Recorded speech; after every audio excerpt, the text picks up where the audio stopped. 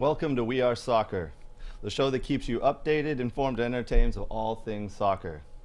No topics are off limits, and it's just fun, fast, and furious. Sorry.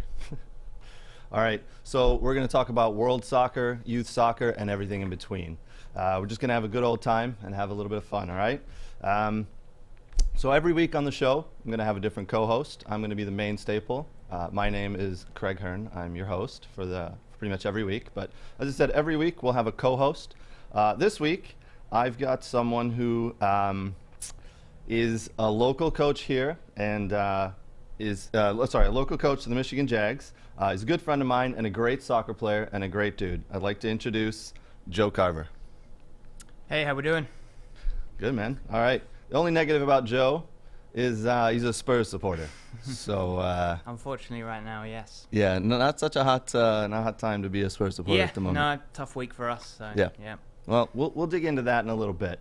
All right. So obviously, we're live at the moment. So what I'd like to have you guys do, if you want, this is topical, it's discussional. Please, in the comments, go ahead. Put some comments, put some questions. We'll read them off and we'll answer them as best we can. All right. All right. So why don't we just jump right into talking about some soccer? Good. Yeah. All right. Absolutely. So hot news this week was the Champions League draw came out. I'll read off the list of the games and then we'll just jump in and kind of talk about them. Man City and Borussia Dortmund, Porto, Chelsea, Bayern Munich, PSG, Real Madrid, and Liverpool. Joe, any games that stand out for you for those ones? I think a big one to watch out for is going to be Liverpool and Real Madrid. I think just from that backlash from the last clash that they had, with the Ramos-Salah incident, I think people are going to be talking about that. Can Liverpool kind of get one back on them? Both teams, having not the best league season, but Madrid are got a bit of better form right now currently, and Liverpool seem to be getting back in the swing of things. Absolutely. Liverpool have been, the past couple of weeks, been on a little bit of a downslope there, but I think they played well the other night, got a win. Yeah. It is going to be very interesting, that matchup, especially with the Ramos and Salah thing, right? I mean, no, I think just that revenge that Liverpool fans want. Do you think there's a bit of a hoodoo still over that game with Liverpool? They kind of feared that was maybe not the draw they wanted? Maybe, but I think Liverpool in the Champions League can't. I mean, with their history, they can't really fear anyone. Anything can happen on any given night for them in the Champions League, it seems. So. Yep. The game that stands out for me is going to be the Bayern Munich PSG game. I think those teams are just so fast and so quick that that's going to be a fun one to watch. I think that it's going to be 90 miles an hour the whole game. Yeah. Mbappe is almost one of the fastest players in the field. He's going to be hard to stop. But they got to get the ball because Bayern Munich hold the ball well. So for me, that's going to be a real fun game to watch. Who do you think is going to come out of that one? I think it's tough. Like you said, two very, very strong sides, lots of pace involved. I think Bayern are just so well driven and so organized. I think it's going to be a tough one for Pochettino. A little bit of, revenge for him maybe with the result that he had at Tottenham. Right. So that may play on his mind and think, well, now I've got the players to kind of go out and do it. Can he get that win against them? But over two legs again, it all depends on who's firing and if Mbappe plays like he did in the last round and is ready to go. I think it's his performance in the last round was absolutely phenomenal, right? Really, I mean, we've all known he's a star. A rising star, but I think he really just, I don't want to say announced himself because I think he did that in the World Cup, but just cemented his spot as one of the top in the world. I think he's taking that mantle away from the Messi and Ronaldo, right? Yeah, and I think it's with Neymar being out injured, it was kind of like on his shoulders to kind of prove that they can do it without him still, and I think he did show that. So it's going to be exciting. I mean, obviously Lewandowski's top form, still scoring goals, probably the best striker in the world right now. So Bayern have got it all. I think Bayern are just sneaky good. Everybody knows they're good, but they're sneaky good because they can score goals all over the place, right? I mean, Thomas Mueller's been on fire recently as well. So you're right. That's going to be a fun one. Porto, Chelsea. For me personally, obviously I'll watch it, but not really looking forward to that game. It's probably going to be very defensive with Thomas Tuchel. I just don't like the way he's set up his teams recently. Sure, it's the dullest of the four, but yep, absolutely. It could be. I mean, Chelsea are probably expected to go and win that game comfortably, but we saw in the last round how Porto can give an upset. So it could be exciting. So the Man City and Borussia Dortmund game. That's an interesting one. I think it could prove there could be a little bit of an upset there. Man City are by far, for me, one of the strongest teams out of the ones left. But Borussia Dortmund they can attack with some pace, right? I mean, Haaland is just absolutely. And that's the thing. You almost think it could be an audition for Haaland to get his chance to go there if he wants to. Obviously right. his dad played there at City, so you've got that kind of in the background. But yeah, I mean, Haaland, as far as goal scoring, he can score from anywhere. He can, he's powerful, he's big, strong. So I think those are big, strong. He is a solid player. The rumors are obviously with him that in the summer he's going to make a move. It could be to Man City, Man United, two of the destinations that have been kind of listed out. Let's delve into that for a little bit, if you don't mind. Yeah. I love the topic of Erling Haaland and how young he is and how good he is. And he had a lot of choices where he could have gone quite a few years ago, right? And he picked Dortmund for the training, and they allowed him a lot of options. Yeah. Right? He could get into the team and play right away. Absolutely. And I think it was best for him. That's a great situation. Do I think he should leave this summer? No, I don't think he should. I think he should stay there. I think he should continue his growth. I think he should continue to play, continue to learn. I mean, he's so young that he's got time to make that big money move. Yeah.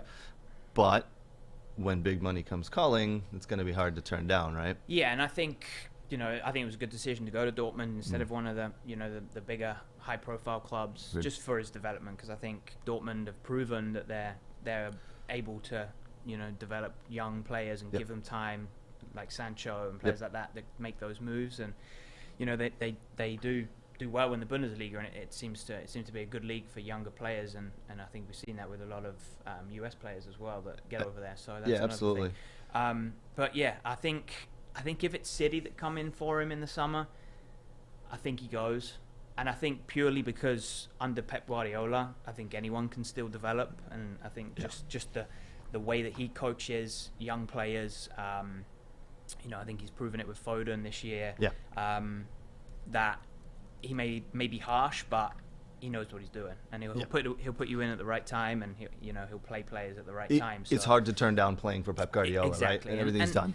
It seems to be like Aguero's kind of on his tail end, on his way out. Is Jesus good enough to fit that bill or still be that second man? And I think if Haaland comes in, if they can get him, I think he's ahead of Jesus at the moment as far as goal scoring. The rumors are with Aguero, he's going to be leaving and maybe heading to, I think Tottenham was one of them. Well, yeah, I think it was another English club I saw, so I didn't want to read into it too much. But you don't want to get your hopes up? Is that what we're talking about? Yeah. I'd take that any day of the week. Yeah. I mean, you put Aguero on a squad and you instantly get better. I think he's right now just on the one team that he can't get into, right? Sure. That's the way it is. Yeah. All right. So, I mean, for you, Joe, what are we thinking? Who do you think in the end comes out of the Champions League as the winners this year? Who winners, I think it could be City's year. I really do. I think, that just the way they're playing, how fluent it is, how their front players are just creating so much, and it seems to be that any kind of combination of players up there can get the job done. And I think the introduction of Diaz this year, and they seem to really shore up their defense. So I think it could be City's year. Okay, all right. Well, City are definitely up there for me. It's either going to be them or Bayern. I feel two of the stronger teams. All right. Why don't we jump into something a little different right now? I want to do something I call fact or fiction. So every week when I have a co-host, I'm going to do something called fact or fiction. And I'm going to ask you some questions, and you tell me whether it's fact or it's fiction. All right. Kind of based on you this week. Oh, okay. Yeah. All right, so we know you're a great player, Joe. I've played with you and against you. Super quick, super technical, super good player. You played a couple years back before pandemic stopped everything for the men's Jaguar team, correct? Yes. All right. So fact or fiction? You were the most handsome player on the Jaguars men's team. Oh, that's got to be fact. Yeah. All right. Yeah. All right. Next, fact or fiction? Spurs will win the Premiership or any other major trophy within the next 5 years.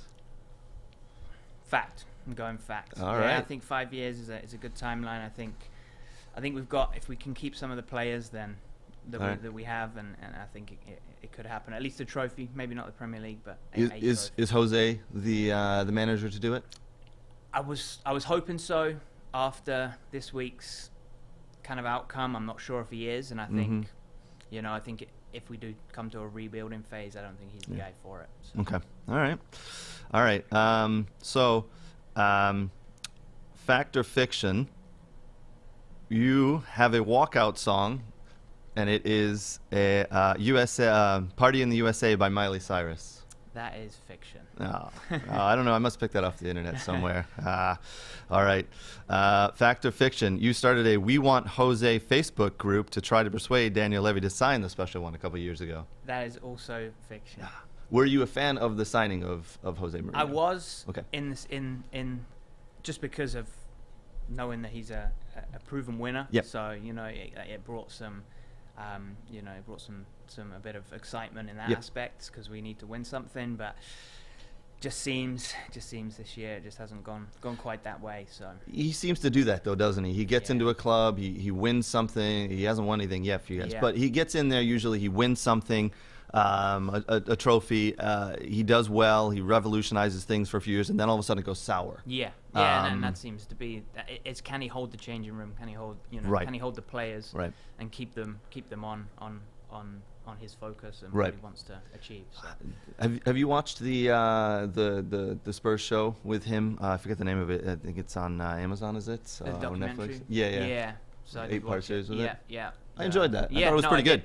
I did, and I think they tailor that to certain things, so you kind of see. True. You kind of got, and it was early on in his Tottenham career, so it was the happy. He's in, he's trying to G everyone up, that kind of thing. But you can see the way he treats players, and I think with Dele Alli, for instance, he came out and said how he felt right away. Right. Told him what he thought about his training attributes and his attitude in training, and it kind of showed that that's probably why he wasn't picking him. And he's, we haven't seen the same Dele Alli that we know since Mourinho's been around. So. Right. This is true. There was rumors of Dele Alli actually being linked with Villa, so I was happy. I'm a very big fan of Dele Alli. I think he's been off his game with Jose and that coaching staff that's come in.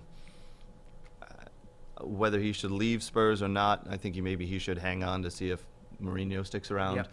But if Mourinho sticks around for another year, he might have to depart. Yeah. And I hope Villa's one of the destinations for him. We'll see. Yeah, could be. So, all right. Well, why don't we jump into some FA Cup games? So this week, the games there's a few Premiership games on the docket, but there's also a few FA Cup games. So the last weekend here for we'll call it real soccer, and then we jump into some international games for the next week or two after that. FA Cup games this weekend: Bournemouth versus Southampton, which is actually kicking off in 2 or 3 minutes here. Everton, Man City, Chelsea, Sheffield United, Leicester, and Manchester United. We'll start off quickly with the Bournemouth-Southampton game. Any really news and notes on that one you want to? I think it's one of those that it could be an upset with Bournemouth winning. I think they're doing well in the Championship. Had a few changes in the dressing room, but I think they're doing pretty well and kind of back on their way up. Southampton, very unpredictable. Started strong in the season, so I think for them it's can they put all their eggs in this basket now after their league form and kind of go for it. So I think Southampton should take that one, and I think if they play a strong team, they've got the players to beat Bournemouth. Bournemouth currently, I think, lie 7th in the Championship. They may not want to put a ton of focus on the FA Cup, right? They want to focus on getting into the top 6 there, into the playoffs. Yeah, I think playoffs is the most important for them. So right. Yeah. I think it all depends on what teams each coach picks. Agreed. Next one, Everton, Man City. Rumors are not rumors, but the Man City going for the quadruple, right? Yeah. But maybe with all the Champions League games coming up, and I think they've got the Premiership sewn up, right? Yeah. I think we can kind of assume that is. It's been taken care of. That's theirs. With the FA Cup, maybe they don't put out the strongest team against Everton, but I think if you don't, you're gonna find yourself in some trouble there. Yeah, no, I think as far as the way teams play and how they've been playing, I think this is the most exciting tie of the four. Agreed. But yeah, like I said, I think Pep wants to win as much as he can this year, and he's in for all four. And like we said, Premier League's pretty much sealed. I think with their rotation, I think he can still have a strong enough team to beat Everton, but again, Everton have got players that can kind of turn a game on its head with Richarlison. If James is playing, and he's healthy, and I think if he's healthy, but also he's into the game. Exactly. You've seen him play a few games this year, and you're wondering he's disappearing. What's he doing? He's shirked out of some tackles and just seems to disappear. Yeah. So if he's into it, I think you're right. And Richarlison's been putting some balls in the back of the net. Exactly. And Calvert-Lewin's proven this year that he can score from anywhere as well. Yes. So they've got the firepower to upset Man City, I think, if Man City don't have the right people in the back. Agreed. Yes, I'll agree 100% with you there. Chelsea, Sheffield United, next on the list there. I think Sheffield United, obviously, just in a poor state of form at the moment. Yeah. Chris Wilder and Sheffield United walking out on each other there, just kind of parting ways. I don't know if the full story's come out yet on that. Yeah, it doesn't seem to be too good for them in the behind the scenes a little bit with Wilder's exit. But right after that they go get thrashed by Leicester 5-0, and I don't know if you watched that game, but it could have been 9. Yeah, it was we've seen Leicester do it before, right? So when they want to score, they will. So Chelsea, I think we're both on the same page there. Chelsea take that one I think it's fairly easily. I think it's a comfortable kind of mixed team for Chelsea that will win that. I think they had to rest players due to yellow cards in the Champions League, so I think those players come right back in and are fresh. So I think it was Mason Mount and a couple of other players. So a fresh back second team almost for Chelsea. I think would take care of the job then. Do you see Pulisic starting in that one at all? I'd like to hope so. I mean, I do enjoy watching Pulisic play. I don't think I thought with Tuchel coming in that you might be a fan of him, just knowing him from Dortmund. Yeah. So I was but then again, I think the German players that Tuchel's got in Werner and Havertz it's been very disappointing to see Pulisic drop to the bench and either not even on the bench, and if he is on the bench, he gets 5 minutes or 10 minutes. I think he came in a couple of weeks back for 2 minutes at the end of the game. It's going to stunt his growth, in my opinion, if he doesn't get in and start playing a little bit more, right? I think he changes the game every time he comes in. He creates something, and whether it's an assist or a goal, but he's always creating chances. He's explosive and he's exciting to watch. I will say, and I want to look directly into the camera when I say this, I was very wrong about Christian Pulisic in the Premiership. Right, I thought he should have stayed at Dortmund for another year or two, continue to do his continue to do his training. I thought the big money move to Chelsea was going to be a failure. 100% proven wrong. Yeah, no, and I think people maybe put too much on his shoulders to say that he was replacing Hazard. I think he's capable of doing such as far as like ability, but I think to say it right now, at such a young age, it was a bit hard on him. But I think he's been consistent, and if you look at how Hazard's progress has gone at Madrid, you would say out of the moves, Chelsea have got the better deal. So agreed, absolutely agreed. I just hope he can find form under Tuchel's in his eye, and then get some playing time and get going there.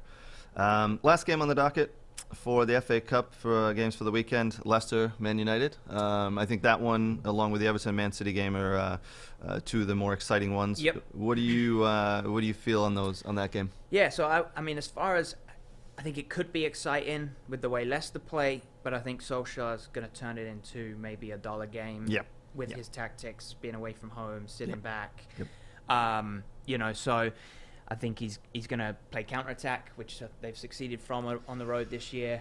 Can he play with a bit of pace on the counter? It looked like Pogba had a good game this week, so if he can have a fresh Pogba again, maybe give him the first half, second half again, and run the game. But I think Leicester have got Iheanacho's playing well.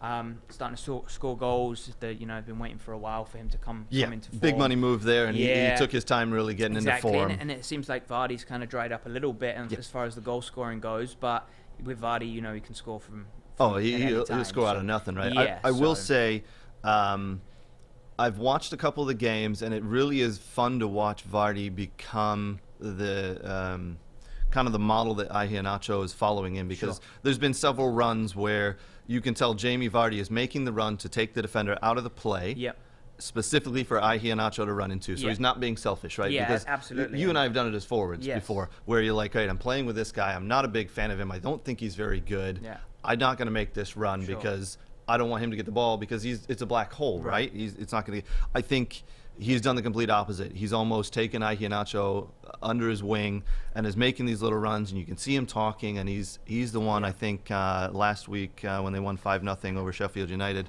2 or 3 of the Iheanacho had 3 goals. It was a hat trick. 2 of them directly from Jamie Vardy crosses. Perfect crosses, and he was picking out Iheanacho on purpose. It just looks like Jamie Vardy has realized that there's another guy here.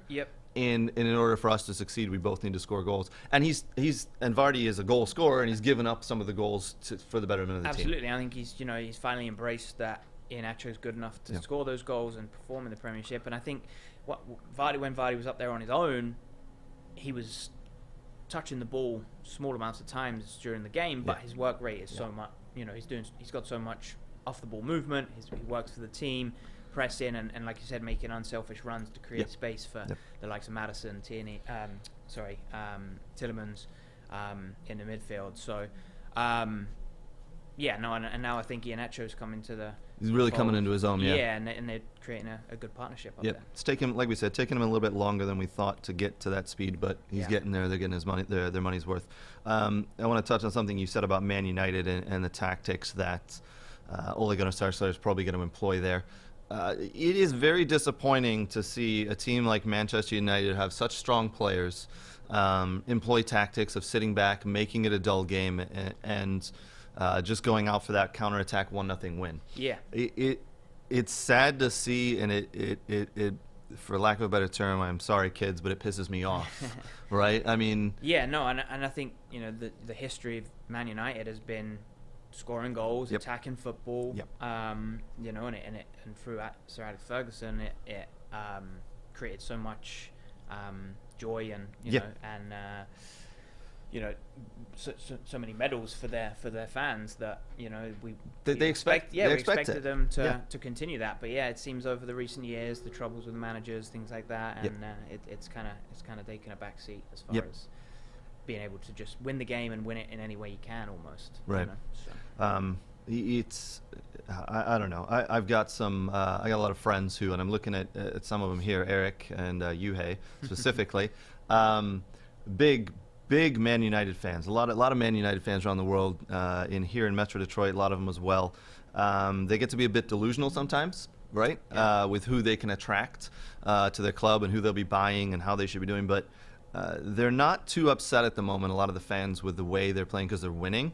I think they should be upset. I think they should be upset because Man United have the firepower on the bench. They got the firepower on the field to go out and do what City are doing, the rivals, Man City, are doing. Playing good football, playing attractive football, scoring goals, winning games. Not sitting back and making it a dull game for us who just want to see an entertaining game. I think they're missing a few pieces that maybe a big money signing will help with, but I mean, financially, Man U have got the funds to buy who they want. It's just finding the right player, and I think recently with their changes in the backroom staff, as far as technical directors and people like that maybe now they can have a better focus on who they're going to be bringing in, so that might help. So with Fletcher.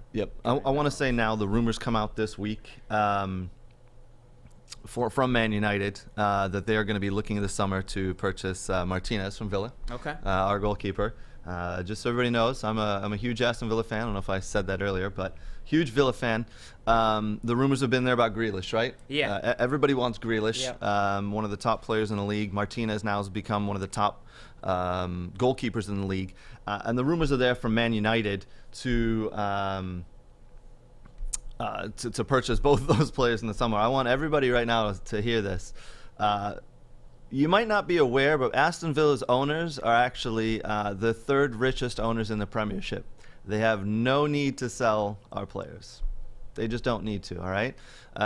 So these rumors can keep coming. It's nice. I'm sure Grealish and Martinez enjoy the fact that they're being linked with a team like Man United, and they've been linked with other teams, right, in the league and around the world. But Villa don't need to sell. We haven't actually sold players in the last year and a half that we've needed to, because we don't need the money. We're very rich. Our owner just actually sold one of his companies to a Bill Gates owned company for $4.5 billion, and I think he's worth one of the owners. We got two owners, worth in the high 10 billions, and our other owners worth that as well. So we don't need to sell, but Man United, what they have currently, on the fields and on their bench, they should be able to play better football, and they don't need to go buy Villa players. Sure. So. Yeah. No. Definitely. I was unaware of that about Villa. So that's pretty interesting. Yeah.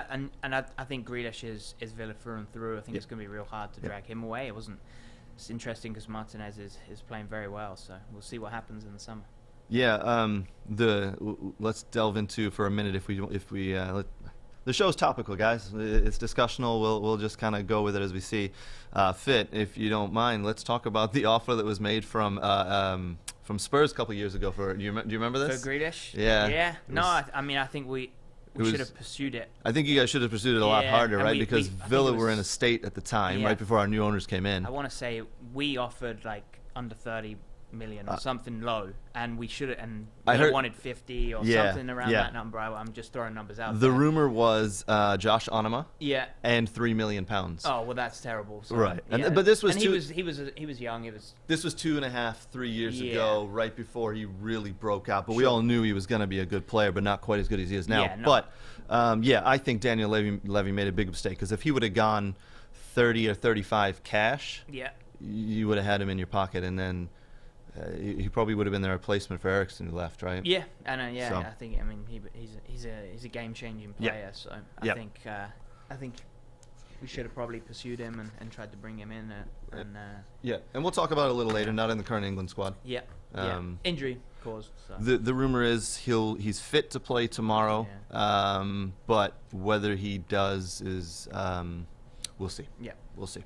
So. FA Cup games, and then for the week was brought to you by my friends at Ross Mortgage and Tim Merritt. Ross Mortgage is a mortgage company, and Tim Merritt's a buddy of mine who works there. Mortgage rates super low. I highly recommend giving Tim at Ross Mortgage a call to look into refinancing, or if you're looking to purchase a new home, be sure to give them a call as well. Not only can Tim and Ross Mortgage give you the best rates, but they'll talk soccer with you. Tim has played the game for a number of years, and he isn't too bad of a goalie.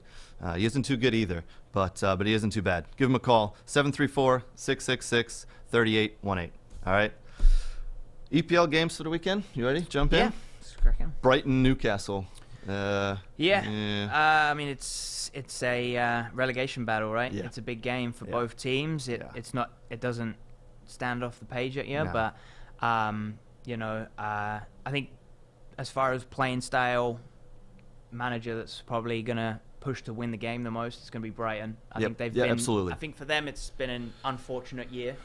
Haven't scored enough goals, played a very, very attractive style and game, but they just haven't got the job done when they've needed to, and I mean that's against the lower half of the table. So, and we know Newcastle are just slowly crawling down the league and struggling to get wins. I think Callum Wilson being out, he's in my fantasy team. He started the season really well.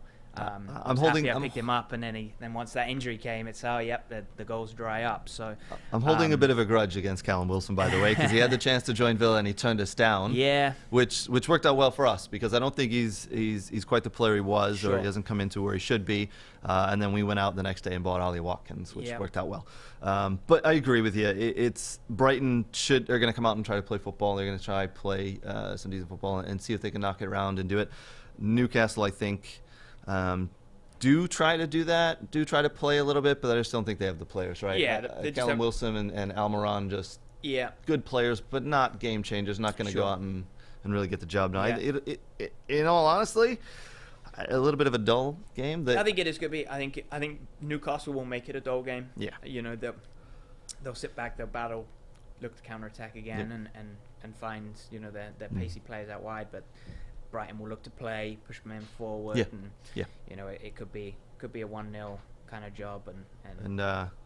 Well, let's move on then. West Ham, Arsenal. This is a good one. Yep. You know, London derby. West Ham, good form, good players. Lingard introduction this year has been fantastic. He's done very well then for the last. Yeah, he has. I mean, few months. he has changed their attack almost. Been that number 10 player that they've been missing, and really helped them out.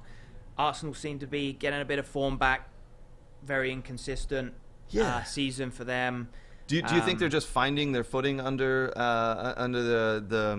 the coach Arteta now? I still don't think he knows his best team.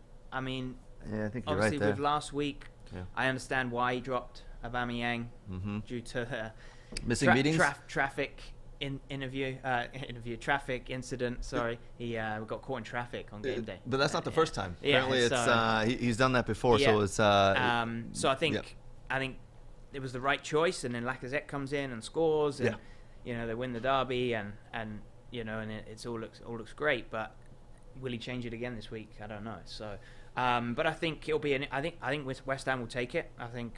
You think so? Yeah, I think they will. I think Moyes has got him organised. Yeah. You know, Antonio's flying. He's powerful, strong. I think he'll be too much for their back line, and you know, with young players like Bowen around him, and I like West Ham Souček. I think he's done a real good job this year. He's really coming along, and I'm very surprised to get back to a piece you mentioned there was how well Moyes has got this team organized and how well they're actually playing. It's I thought Moyes was going to go there and it was just going to fall apart within 6 months, to be honest, and it's proven completely wrong. Proven me wrong. He's done very well. That team, they're what, 5th, 6th now, something like that. They are sitting. I think right below Chelsea. So, I got the league here, but he's got them. He's got them humming along, and they don't have. I mean, besides Declan Rice, they don't have too many, I would say, star players on the roster they're playing. It's just a solid team through and through. Yep, they're organised. Got that little bit of flair with Lingard now added. I mean, with Declan Rice in the middle, strong, powerful, consistent player. You know, they've got everything that I think they need to win that game. So right. Well, there's one more game for the weekend there, Villa Tottenham. Why don't we wait a little bit for that? Sure. We'll talk about that in a little bit, since you're a Tottenham fan and I'm a Villa fan, and we'll give that a few extra minutes towards the end.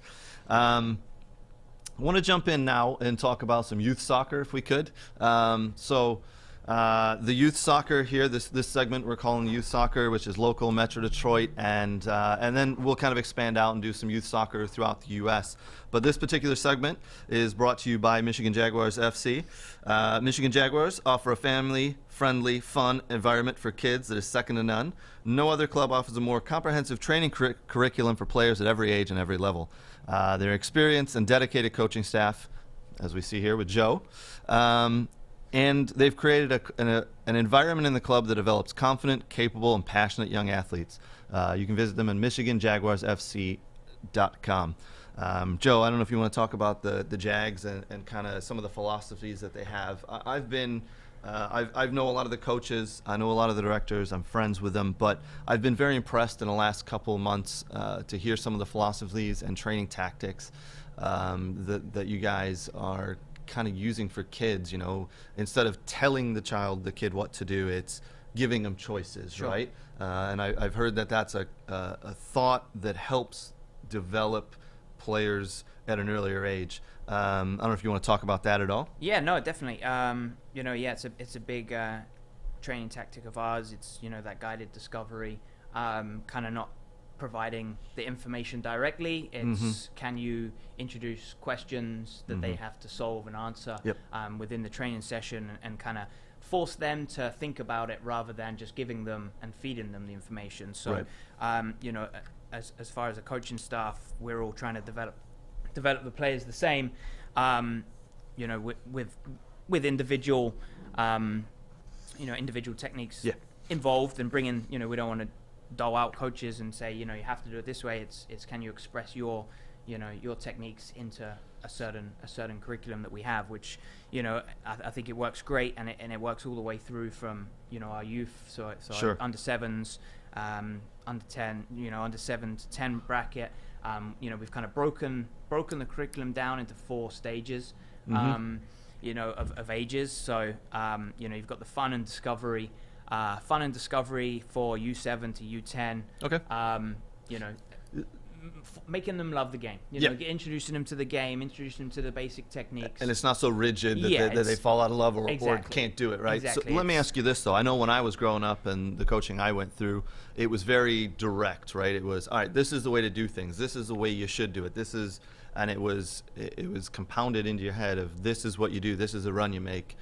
And it seems a little different from that, right? Yeah, absolutely. And that's on purpose, as you said, right? Yeah, it's can they discover that? Can they find the right run to make? Can they understand why? Yeah. It's the what, the why, the how.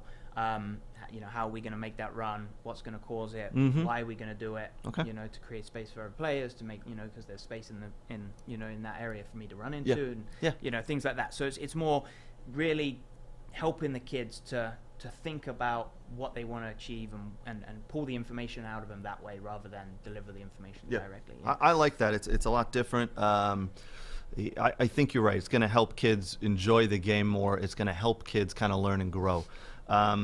What teams do you have? What ages do you have? So I have multiple age groups, starting with our youngest U7 group. So we do it by year. So 2014 boys. I work with that group. I work with the 2012, so another younger team, so U9s, and then a 07 boys, which is U14. Okay. And then I've got a couple of high school groups, so a U16, so 2005 boys team, and then a 04 girls. So pretty much all across the board. Across the board. Yeah, which I enjoy. Yep. I love working with the little ones. I've got that young energy, love getting out there, helping them with things, showing demonstrations, getting them, and just, I think with those guys, you really do see them grow and learn to love the game, and I think for me, I loved the game when I was a kid, played it every day, and I think just kind of passing that on to the younger players and encouraging them to really enjoy it and not just feel like they have to be there. It's encourage them to watch the game, encourage them to try new things, be creative. So is that something you as a club do, encourage them to watch professional games? Because I used to do a little coaching. I've stopped once my wife and I started having kids. We kind of I stopped doing the coaching. But one of the things I would like to do is I encouraged kids to go home and watch those Premiership games. I said, Villa Spurs is on tomorrow. Go home and watch Grealish. Go home and watch Harry Kane. Watch the runs. Is that something as a club you guys do? You tell them to kind of go watch those games? Definitely. We encourage players to watch it because I think you can see what we're doing in training inside the game, and you can pick little things up that maybe you might not get from a coach in training, but you'll see it. So I as a coach, I know I definitely encourage players to watch the game. A long-term servant of the club in Benny, Karamuko, he sends out all the games to pretty much every coach on an email and says, hey, send it out. So that's great. He delivers that, which is fantastic. We can send that directly to players to watch all across the world. I definitely feel, one of the things that when I was growing up, my dad was a professional soccer player way back in the day. He used to sit me down in front of the TV and we used to watch his games, and he'd point out the runs, from the midfielders and how the defender would defend, and then how a forward got into a certain position to score a goal, right? And I just remember going, at such a young age, like, all right, well, these guys are doing it. Let me see if I can do it. And it did translate into me doing it on the field. Granted, I didn't become a professional or anything, a full professional, but it definitely helped. And I saw that watching games at 7, 8, 9, 10 years old helped me grow. But I don't see a lot of kids these days. My son doesn't really enjoy watching soccer. He'll watch about 10 or 15 minutes, but he's 7, so hopefully he grows into it. And I think this day and age that there's too many distractions right now, and it's tough. Whereas growing up, myself, it was TV or outside. We didn't have all the technology, so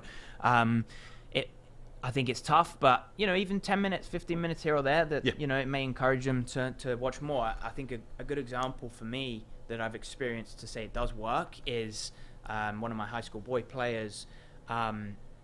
Just during what's going on with the pandemic, Mm-hmm. we obviously spent a lot more time at home, and over November, December, January, game after game after game, Premier League, Champions League, there was so much on TV, and he came back in the new year and said you'll be happy. He watched Grealish a lot. There you go. He ended up buying a Grealish jersey. He got a Villa jersey. You better start him every game and encourage him more. But he came back and he said, "Hey, coach, I've been watching the game, and I've noticed that how different I think." And it was Right. and right in that first session he came back, I could tell he's a forward. His finishing was so different to what it was.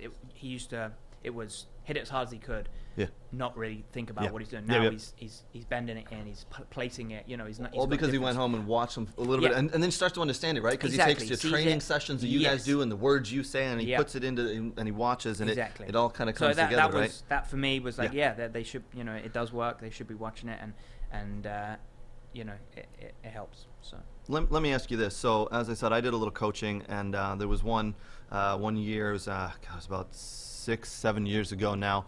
I was coaching with a buddy of mine, Steve Bach. Hello, Steve. You better be watching. We were coaching I believe it was a U14 boys team and a U14 girls team. So we'd run a practice with the boys team, and then they'd be done, and then we'd run the practice with the girls team.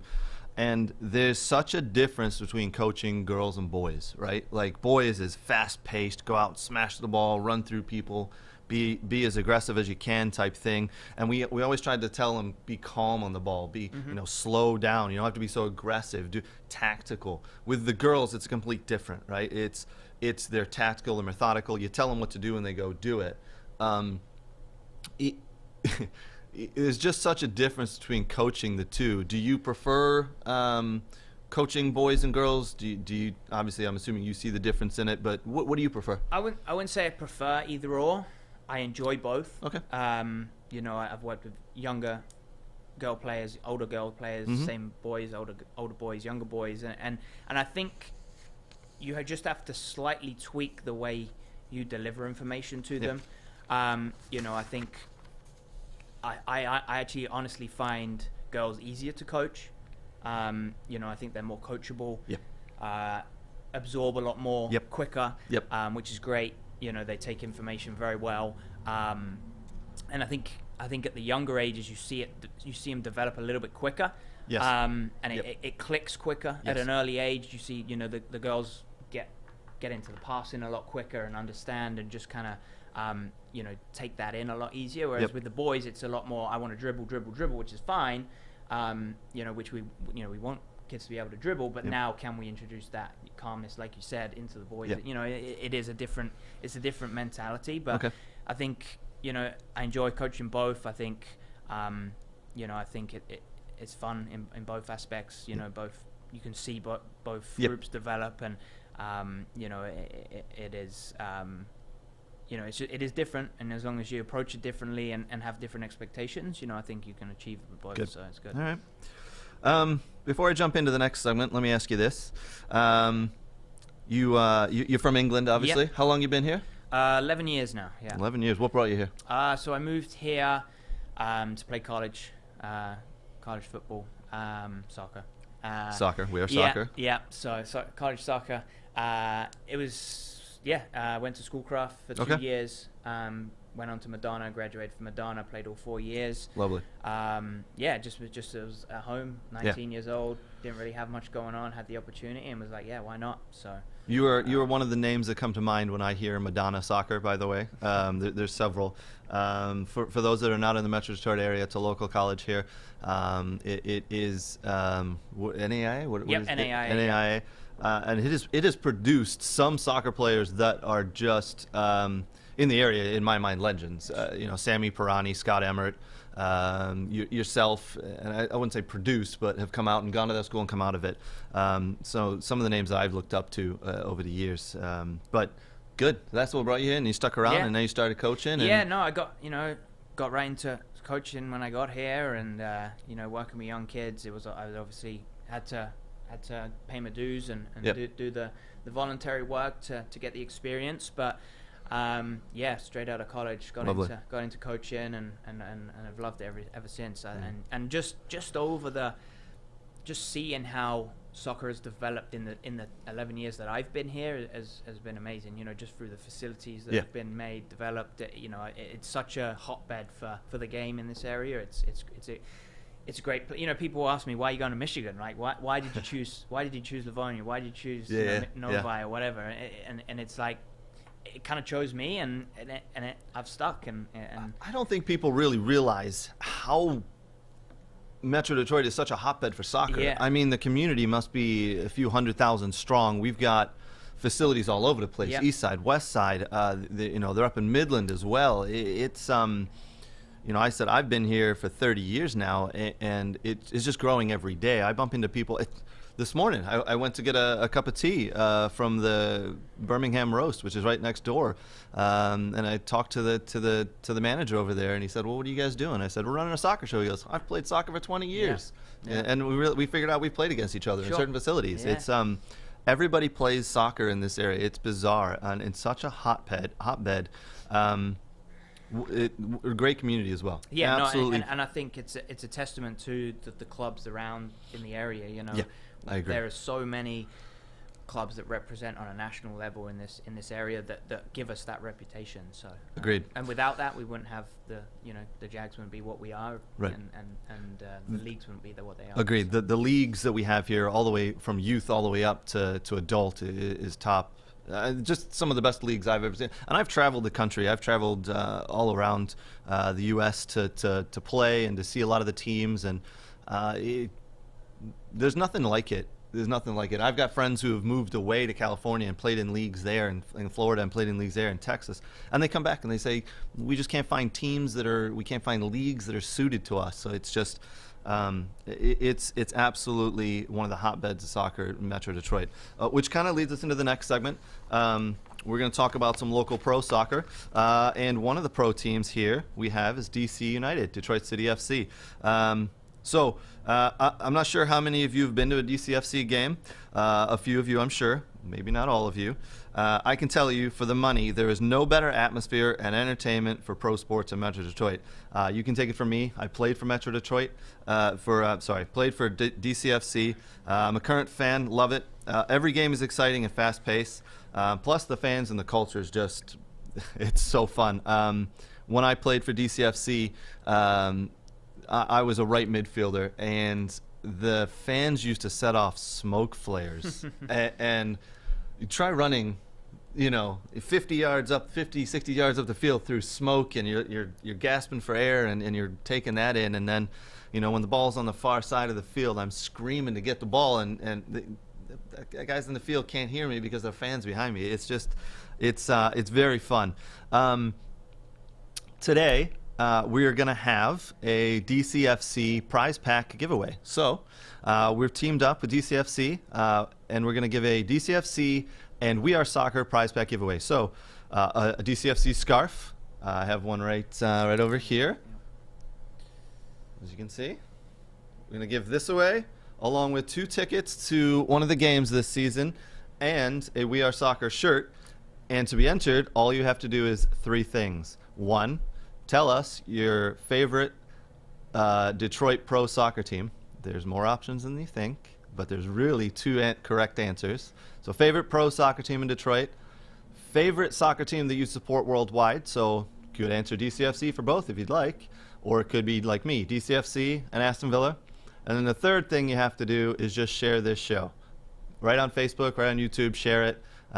So in the comments, go ahead, answer who's your favorite local pro soccer team, who's your favorite pro soccer team in the world, and then share it. That's it, and you'll be entered. And I'll contact you and give you, let you know if you've won.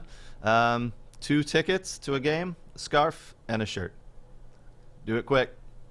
Have you been to a DCFC game? Yeah, I've been to a few. Yeah, it's a hell of an atmosphere, isn't it? It is great. As far as enjoying the game and seeing what the culture's like in this area, and the fans make it fantastic. A couple of my friends play have played recently and still do play. So just going along and supporting those guys I've played with is good fun to watch. And it's only got better. You know, it really has in the past reputation, couple of years. It's just wow. So, and I think it's a place for local kids that play in the youth system have something to aspire to play for. So I think that's great. You know, we have that kind of we don't have an MLS team here, and I don't know if we need one, especially not right now. DCFC have taken that role and are really man, they're doing such a good job. And I don't know if you know, but it was just started by 4 or 5 guys who wanted to put a team together. And I think that's the crazy thing. Homegrown and really done right. It is done.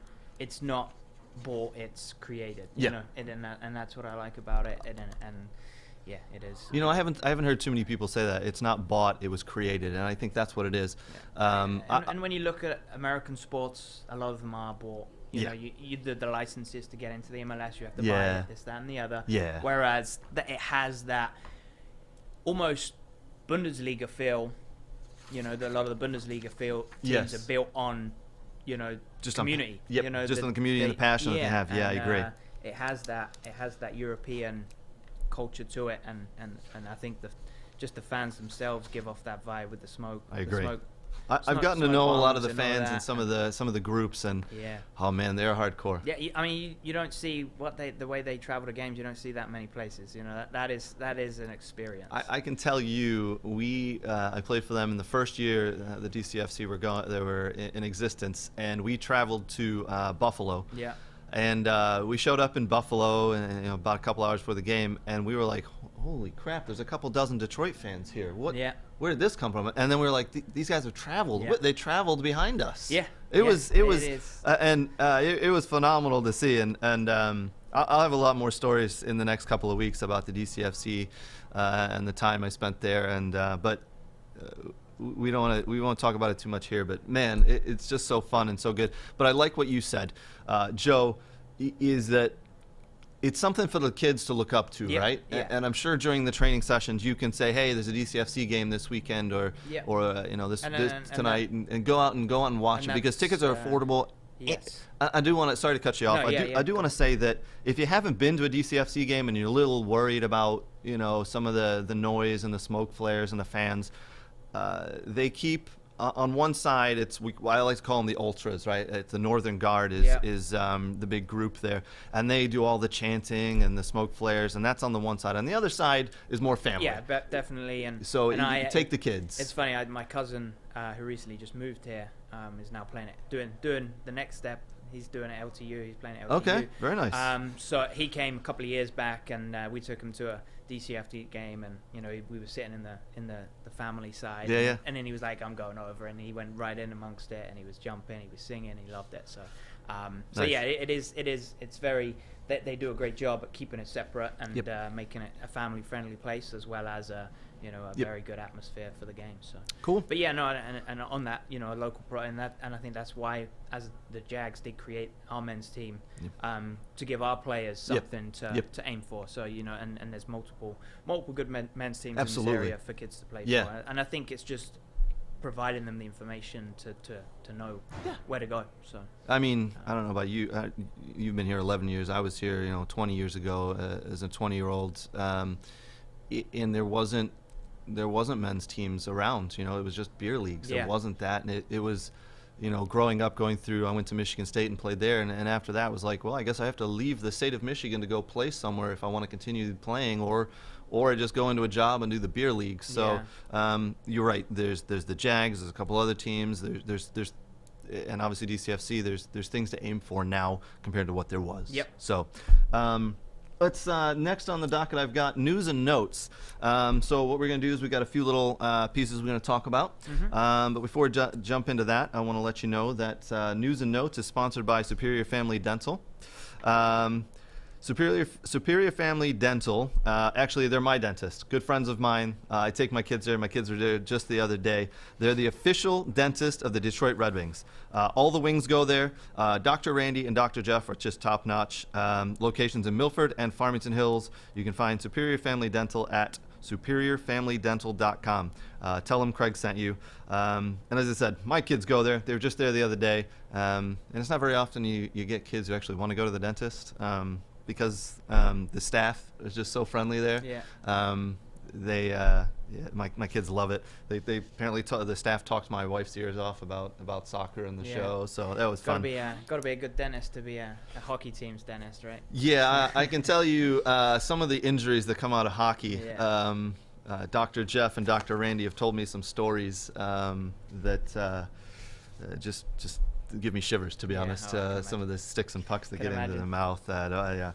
All right, so let's jump in real quick. We don't have too much longer, but I do want to talk about the U.S. men's squad that was announced this past week. As I flip through my notes here, we won't go into detail, but it's just interesting to see a lot of the players that were selected. There's upcoming games for the U.S. men's national team. They're traveling over to Europe. They are playing Jamaica on March 25th in Austria, and then 3 days later they'll face Northern Ireland for the first time in more than 70 years. So anything that sticks out to you? I know we've got a lot of players on the list here. Most of them, as you and I were talking about before the show, they're in Europe, and it's crazy to see the amount of Americans that are actually in Europe now. 10 years ago there was one or two. Now it's dozens. It's great to see. Yeah, no, I mean it's good to see that the players are getting those opportunities. I think the big ones that stand out are Serginho Dest at Barcelona. Yep. Obviously Reina at Dortmund, Pulisic obviously Chelsea. Yep. And they're the standout guys, but it's the ones that, and I know he's not in the squad, but McKennie Juventus is flying. And I think just a slight injury is the only reason he's not with the squad. But just seeing him thrive in those teams is fantastic. I think it's a shame. Obviously, they didn't make the World Cup a couple of years ago, but I think with this team, they absolutely should be qualifying for everything. There's no excuse now. Greg Berhalter, the U.S. men's national team, has no excuse with the players he has at his disposal here. Yep. And on my list here that are in Europe, and the players that are here in the United States and the MLS. Right? I mean, it's just it's unlike it was 20 years ago. Yep. It's great to see. For me, some of the names that stick out on the list are Gio Reyna, Josh Sargent, and Tim Weah, and the new player who just announced this past week, Yunus Musa, who's in the squad. 18 years old. He had, I think it was 5 nations he could have chose from to where he could have gone to play, but he picked the USA, and that, I believe, is down to the culture and the atmosphere that Greg Berhalter has put in place here for this national team. Yunus Musa was in one of the camps, I think it was a couple of months ago, and the rumor is that he bonded with a lot of the players. He had a lot of fun. And then he took that into consideration, and this past week gave Greg Berhalter a call and said, I want to play for the U.S. I'm going to commit my future to them, to you. I think that's a testament to the work the U.S. have done in creating that environment for players to come into, because I think previous years they probably would have selected another country to go play for, So, I think that, the USA are doing a great job at creating the environment that players want to be in, and it's showing, and hopefully that we can, as US as a country can push and achieve something. Agreed. And it's only going to help the sport here grow. So the better the U.S. men's national team does, it's only going to help this sport here just keep growing, and which is great. We'll move on real quick to the England squad that was picked to face San Marino and Albania. Any surprises for you? I got one or two, but I'll let you go ahead. Yeah, no, I think the biggest one for me, and being a Spurs fan, I'm surprised to see Dyer in there. We did not talk about this beforehand, but I could not agree more with you. Why? And I think Mourinho's tried to trust him this year, and he just hasn't been able to. And I think he's got the ability, but he just seems to make error after error, and it's just consistency. I got to be honest, I'm a Dyer fan, and I love how he plays the game, but his consistency has been awful. Exactly. His touch, his decision making, how he has gotten back into the England squad is beyond me. And going on what Southgate goes by is form, and he hasn't played. Right. I mean, he played this week, but he hadn't played in about 4 weeks. Right. He's been sitting on the bench. So can you class it as good form. I agree with you 100%. I think the big miss is having Dyer in the squad, which has now taken a spot away from someone else who, and again, you were kind of a bit of a homer in the Eric Dyer. I'll be a bit of a homer with Aston Villa is Ezri Konsa. Yeah. He has been, him and Mings have got this partnership where there's 13 clean sheets this year. And yes, we have Martinez behind us helping there, but plays a big factor. It is huge. So I'm not sure why that was a miss and Southgate did that. Obviously, Grealish isn't in the squad. We're not sure if that's down to injury and not playing for the last couple of weeks as well. I think you can base it on that because he's had his shin problems. I think he had shin splints. But shin splints. Sitting out for the last 3 weeks. Probably too early to bring him back into the fold. But I think he's definitely one for the summer for Southgate to keep in mind. I don't think that's going to hinder him. He needs to be in the squad for the Euros, and I think a surprise maybe for a good factor is Lingard. No one was expecting him to get put back in, and he's proven based on his form that he deserves another shot. Whether he'll make the Euros, I don't know. Based on Grealish, those kind of players that can come back in, it's a toss up, but. I'm excited to see Watkins in there as well. I like that. He's scored 10 goals this year. Maybe it's up to 11 now. He's done well. He's worked very hard. Yes. Is he going to go in and score 3 goals in a game for England? Probably not. But he's going to work hard. He's going to make those runs, and he's going to create space for those midfielders. Yeah. So I agree with that. I think as far as a direct replacement for Harry Kane, I think he's the closest.